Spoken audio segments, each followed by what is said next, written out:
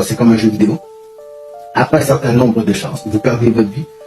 Game over, on prend votre véhicule terrestre, et après, bon, le fournisseur, le roi des rois, décide si est-ce qu'il vous fait recommencer le jeu vidéo ou, bref, c'est lui qui décide. C'est lui qui décide, le big boss, je suis pas là pour dire qu'est-ce qu'il va faire ou quoi que ce soit.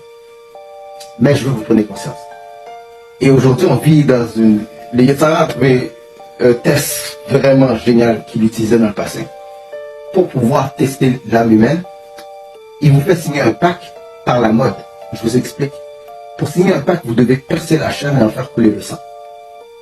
Et si vous voulez ouvrir un portail sur ce véhicule terrestre qui est comme baisser vos fenêtres de votre véhicule et débloquer les portes, il suffit de mettre un symbole, une fois que vous percez la chair, un symbole exemple avec de l'encre, pour autoriser par ce logo l'entrée de ces 10 boucs qui sont des démons. Qui veut dire que lorsque vous, exemple, faites des tatous, vous percez la chair, donc vous faites couler le sang, vous imprégnez le logo, exemple, c'est comme si vous voyez un restaurant, vous avez faim, c'est tel restaurant, vous savez que si vous rentrez dans ce restaurant-là, vous allez avoir telle sorte de menu.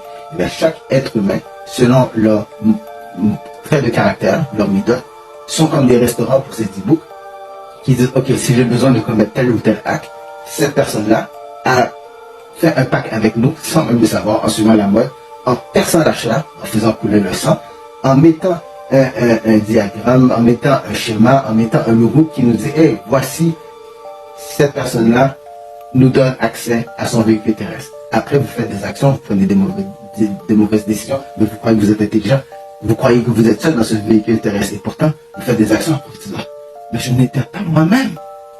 Alors, ces forces, ces 10 boucs, qui ont pris possession de votre véhicule terrestre pendant un court instant, donc vous le conduisez de temps en temps, ils tirent le volant et vous font faire des mauvaises décisions, des mauvaises actions.